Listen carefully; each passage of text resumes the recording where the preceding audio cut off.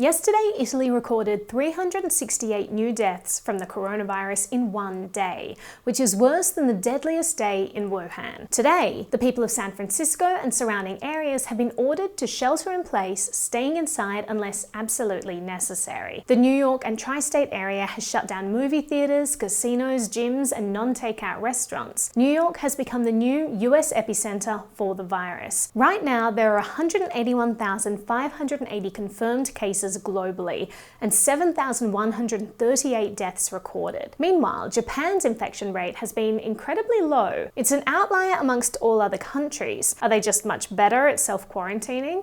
I have heard some theories that the numbers coming out of Japan are deliberately underreported because they're still hoping to hold the Olympics there. I hope that this is not true. But there are other countries that have managed to curb the exponential growth of this virus. So what can we learn from these places? First and foremost, social distancing. Washing your hands well is great, and not touching your face is also super important.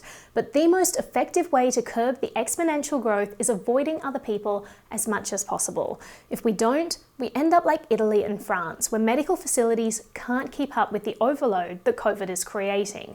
Doctors and nurses are treating people in hallways and waiting rooms. They don't have nearly enough respirators to keep everyone alive, so they have to choose who gets to live and who gets denied treatment. There's something like 135,000 ventilators in the USA, and if we predict that 55% of Americans are going to be catching COVID, then 10 million of them will need ventilators, which could mean 3 million on a single day if all of these cases are spread out across the rest of the year.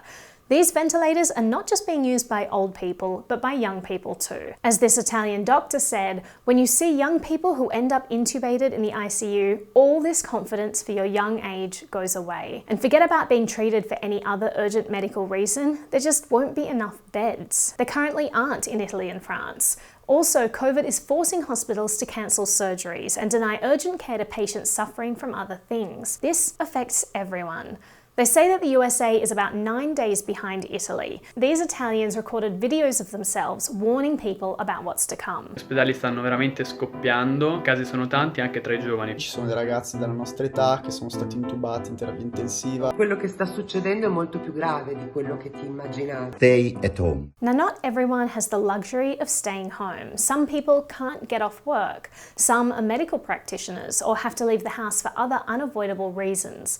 Leave the respirators and beds for these people who don't have a choice, and protect yourself with social distancing if you can.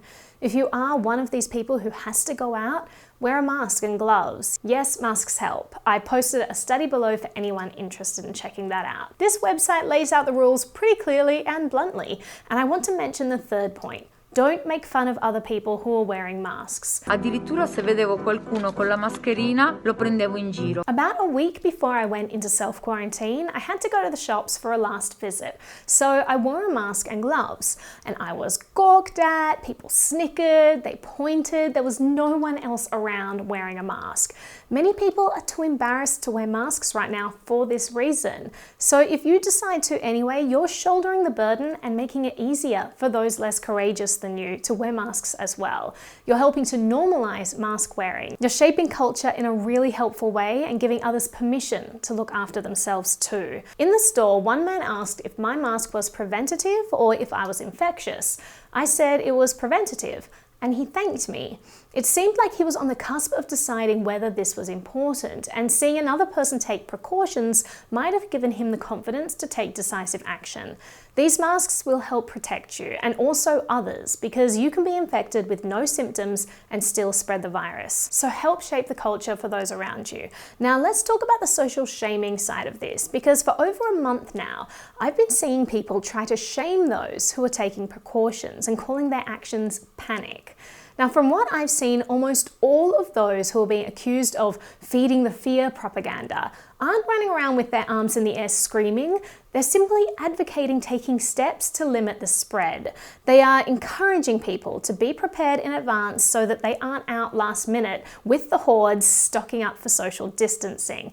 They're wearing masks and they're being ridiculed for all of these things. These actions were called panic a month ago, but now those who had shamed others are the ones taking these same precautions. They're the ones at the grocery store stocking up. They're trying to find hand sanitizer, and they're calling the next level of preparedness panic. pandemic. And the disheartening thing is that if we're able to keep this thing under control via the actions of all the responsible and cautious people, the shamers will step in to say, see, I told you so, it wasn't so bad after all. But these people are free riders. As a colleague put it, being the last person to finally pick up a bucket and start bailing out the boat isn't something to be proud of, nor is admonishing those who are doing the bailing and then patting yourself on the back when you step ashore well rested, unlike the rest. So here's my advice. Stop shaming others for social distancing and limit public exposure as much as possible for a while. If you can order things online, it may be best to avoid stores, as people have begun to crowd in them. The virus can survive on cardboard boxes for up to 48 hours and longer on other surfaces, so either have a place to leave the packages for a few days or be ready with alcohol wipes or spray to disinfect items before bringing them inside.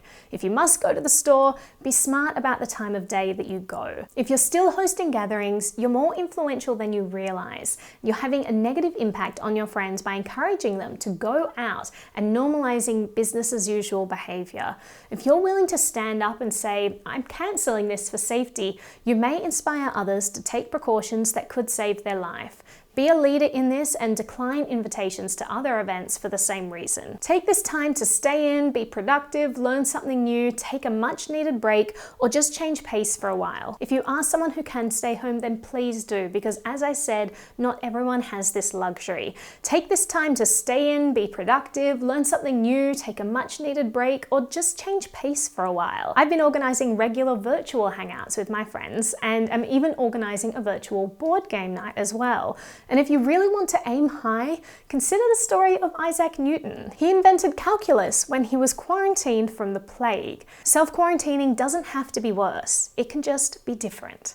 If you found this video helpful, then please like, share, and subscribe. And I also have a bunch of links in the description below that you can send to people to help educate them. Thank you so much for watching. Ti aspettano momenti di unione che non avresti mai immaginato, come ieri, che siamo usciti tutti sul balcone e tutto il vicinato cantava canzoni. Ognuno cantava la sua canzone, ma in qualche modo eravamo uniti.